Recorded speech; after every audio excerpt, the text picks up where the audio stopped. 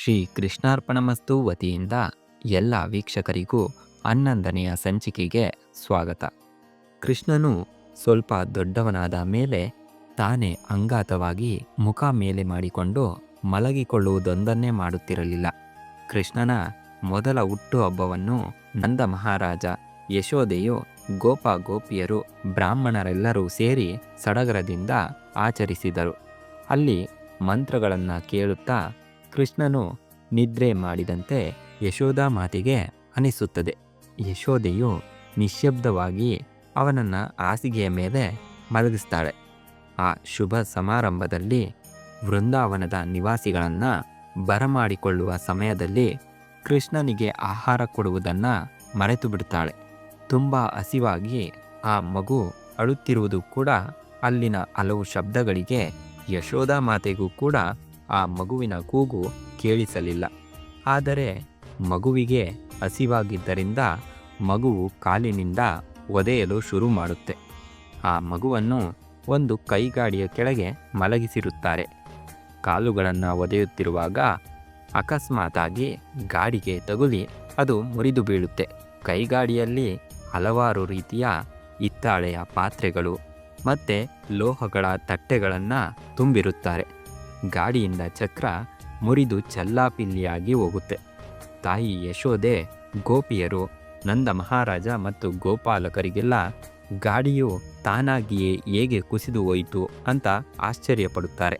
ಆದರೆ ಕೃಷ್ಣನ ಜೊತೆಗೆ ಆಡಲು ಅಲ್ಲಿದ್ದಂತಹ ಪುಟ್ಟ ಪುಟ್ಟ ಮಕ್ಕಳು ಹೇಳ್ತಾರೆ, ಕೃಷ್ಣನು ಕಾಲಿನಿಂದ ಚಕ್ರವನ್ನು ಒದ್ದದ್ದರಿಂದ ಗಾಡಿಯ ಚಕ್ರ ಮುರಿದು ಹೋಯಿತು ಅಂತ.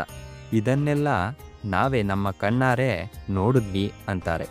ಕೆಲವರು ಪುಟ್ಟ ಮಕ್ಕಳ ಮಾತುಗಳನ್ನು ಕೇಳುತ್ತಿದ್ದರು, ಮತ್ತು ಕೆಲವರು ಈ ಮಕ್ಕಳ ಮಾತುಗಳನ್ನೆಲ್ಲ ನಂಬುವುದಾದರೂ ಹೇಗೆ ಅಂತಿದ್ರು. ಮರುಕ್ಷಣ ಸಮಾರಂಭದಲ್ಲಿ ಯಶೋದೆಯು ಕೃಷ್ಣನನ್ನು ಎತ್ತುಕೊಂಡಳು. ಈ ಸಮಾರಂಭ ನಡೆದ ಸ್ವಲ್ಪ ಹೊತ್ತಿಗೆ ತಾಯಿ ಯಶೋದಾ ಮಾತೆಗೆ ಮಗುವನ್ನು ತೊಡೆಯ ಮೇಲೆ ಮಲಗಿಸಿಕೊಂಡು ತಟ್ಟುತ್ತಿದ್ದಾಗ ಮಗುವನ್ನು ಎತ್ತಿಕೊಳ್ಳಲು ಸಾಧ್ಯವಾಗದಷ್ಟು ಭಾರವಾಯಿತು. ಮಗುವನ್ನು ಅಲ್ಲಿಯೇ ನೆಲದ ಮೇಲೆ ಮಲಗಿಸಿದಳು. ಹಾಗೆಯೇ ಮನೆಯ ಕೆಲಸದಲ್ಲಿ ತೊಡಗಿದಳು. ಆ ಸಮಯಕ್ಕೆ ಕಂಸನ ಆದೇಶವನ್ನು ಪಡೆದು ತೃಣವರ್ತ ಎಂಬ ಹೆಸರಿನ ಒಬ್ಬ ರಾಕ್ಷಸ ಸುಂಟರಗಾಳಿಯ ರೂಪದಲ್ಲಿ ಬರುತ್ತಾನೆ. ಅಲ್ಲಿದ್ದ ಮಗುವನ್ನು ಹೆಗಲ ಮೇಲೆ ಎತ್ತಿಕೊಂಡು ವೃಂದಾವನದಲ್ಲೆಲ್ಲ ಧೂಳುಮಯವಾಗಿಸಿ ಗಾಳಿಯನ್ನೆಲ್ಲ ಎಬ್ಬಿಸಿದನು. ಅಲ್ಲಿದ್ದವರ ಎಲ್ಲರ ಕಣ್ಣುಗಳು ಆ ಧೂಳಿನ ರಭಸಕ್ಕೆ ಮುಚ್ಚಿ ಹೋಗುತ್ತೆ.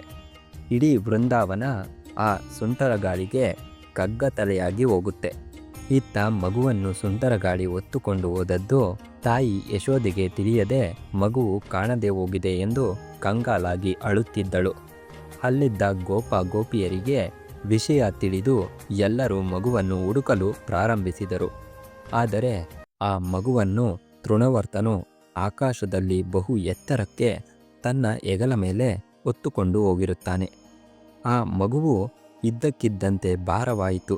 ಹೊತ್ತು ಒಯ್ಯುತ್ತಿದ್ದ ರಾಕ್ಷಸನಿಗೆ ಸ್ವಲ್ಪ ಕೂಡ ಮುಂದೆ ಹೋಗಲು ಸಾಧ್ಯವಾಗಲಿಲ್ಲ. ಕೃಷ್ಣನು ತಾನೇ ಭಾರವಾಗಿ ರಾಕ್ಷಸನನ್ನು ಕೆಳಕ್ಕೆ ಅದುಮಲು ಹಾಗೂ ಅವನ ಕುತ್ತಿಗೆಯನ್ನು ಹಿಡಿದುಕೊಂಡನು. ತೃಣವರ್ತನಿಗೆ ಮಗುವು ಬೆಟ್ಟದಷ್ಟು ಭಾರವಾದಂತೆ ಅನಿಸಿತು. ಜೋರಾಗಿ ಅರಚುತ್ತಾ ಅವನು ವೃಂದಾವನದಲ್ಲಿ ಕಲ್ಲು ನೆಲದ ಮೇಲೆ ಬಿದ್ದು ಪ್ರಾಣ ಬಿಟ್ಟನು. ವೃಂದಾವನದ ನಿವಾಸಿಗಳೆಲ್ಲ ಆ ರಾಕ್ಷಸನು ಸತ್ತು ಹೋಗಿರೋದು ಮತ್ತು ಆ ರಾಕ್ಷಸನ ಮೇಲೆ ಕೃಷ್ಣನು ಆಡುತ್ತಿರುವುದನ್ನು ಕಂಡು ಮಗುವನ್ನು ಎತ್ತುಕೊಂಡು ಮುದ್ದಾಡಿ ತಮ್ಮದೇ ಆದ ಆಲೋಚನೆಯ ಮಾತುಗಳನ್ನು ಹೀಗೆ ಮಾತಾಡಿಕೊಳ್ಳುತ್ತಾರೆ.